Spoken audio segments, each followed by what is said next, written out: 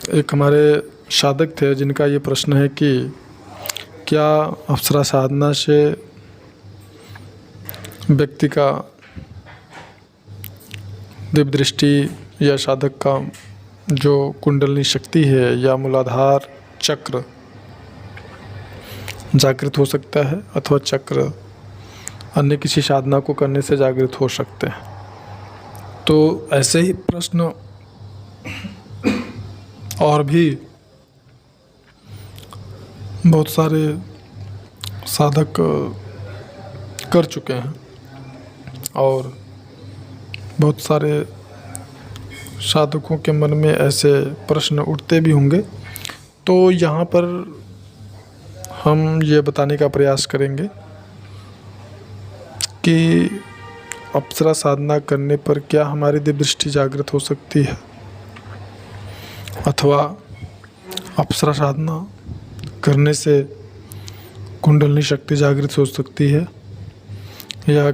कोई भी चक्र जो है वो एक्टिवेट हो सकते हैं या नहीं हो सकते, या फिर कुंडलिनी शक्ति को जागृत करने के लिए या दिव्य दृष्टि को जागृत करने के लिए या मूलाधार चक्र जागृत करने के लिए किसी अन्य प्रकार की कोई साधना है जो कि करके हम ऐसा कर सकते हैं। तो यहाँ पर सबसे पहले हम ये बताना चाहेंगे कि आपकी कोई भी साधना आप कर रहे हैं उस साधना में आप कितना विकास करेंगे, कितना आगे तक आध्यात्म में आप जाएंगे, यह आपके कर्मों पर निर्भर करता है और अधिकतम निर्भर करता है आपके गुरु पे कि आपने किस प्रकार के गुरु जो है आपको प्राप्त हुए हैं आपके कर्मों के अनुसार। क्योंकि गुरु जो है अपने कर्म के अनुसार ही प्राप्त होता है। यह हमने अपने प्रीवियस वीडियोस में बताया हुआ है कि हमें गुरु अपने कर्मों के अनुसार ही प्राप्त होता है। तो जैसे हमारे कर्म होंगे ठीक उसी प्रकार के हमको गुरु की प्राप्ति होती है। तो अब जहाँ पे यह है कि अगर आपका गुरु सामर्थ्यशाली है और समझने वाला है या उस मार्ग पे चला हुआ है, समर्थ है, हर प्रकार से आपको सक्षम है साधना में आगे बढ़ाने के लिए, तो ऐसी परिस्थिति में यदि आप अप्सरा की साधना भी कर रहे हैं तो ऐसी दशा में भी आपकी जो है कुंडलिनी शक्ति जागृत हो सकती है, आपका मूलाधार चक्र वह जागृत हो सकता है। और साथ ही साथ दिव्य दृष्टि की जहाँ तक बात है तो आपकी दिव्य दृष्टि भी एक निश्चित अवस्था प्राप्त होने के बाद में कार्य कर सकती है। और यह बिल्कुल भी एकदम सत्य है, 100%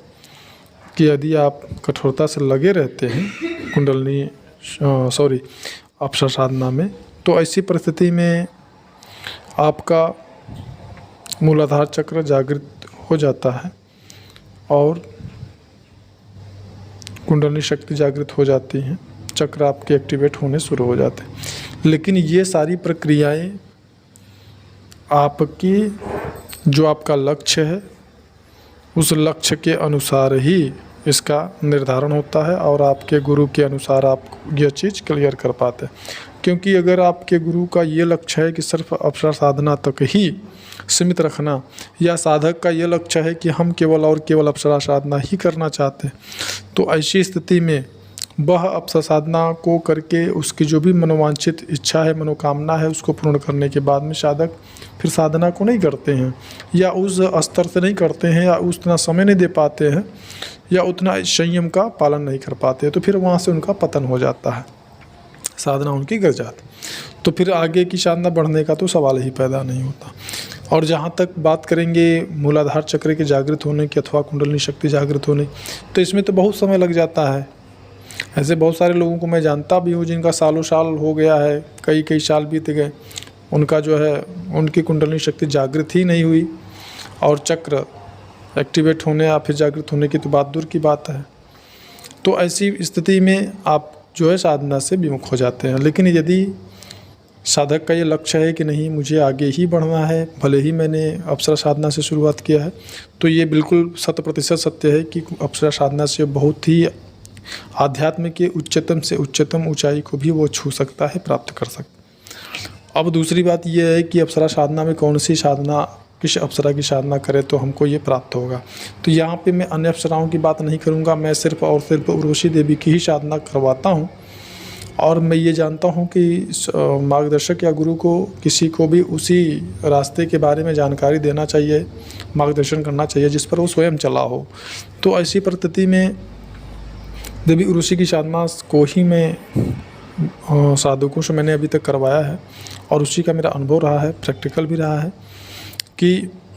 आप उर्वशी देवी की साधना करके भी अपने आध्यात्म के उच्चतम से उच्चतम शिखर को छू सकते हैं। क्योंकि जब हमारी साधनाएं सफल होती जाती हैं तो ये दिव्य शक्तियाँ हमारे मन के विचारों को बड़े ही भले भांति प्रकार से इनको पता होता है, जानती हैं, और उसी प्रकार की परिस्थितियाँ और उसी प्रकार के मार्ग हमारे सामने आते चले जाते हैं और हम अपने लक्ष्य की ओर बढ़ते जाते हैं। मतलब ऐसी हमारी सिचुएशन, ऐसी परिस्थितियाँ हमारी बन जाती हैं कि हम अपने लक्ष्य को प्राप्त करने के लिए बड़े ही सरलता के साथ में आगे बढ़ते हैं। तो इसमें ये बिल्कुल नहीं है कि नहीं हम उर्वशी देवी की साधना करें, तिलोत्तमा करें, मेनका करें, रंभा या नाभि दर्शना किस अप्सरा की साधना करें, इसका चुनाव करना अनिवार्य है, बिल्कुल नहीं। आप किसी भी अप्सरा की कर सकते हैं। ये मैंने बताया कि मैं केवल और केवल देवी उर्वशी की ही साधना करवाता हूँ, अन्य अप्सराओं की साधना मैं नहीं करवाता हूँ। तो यहाँ पर ये बिल्कुल भी निश्चित आपको समझ लेना चाहिए कि जो ये साधक होते हैं जिनका ये कहना होता है कि क्या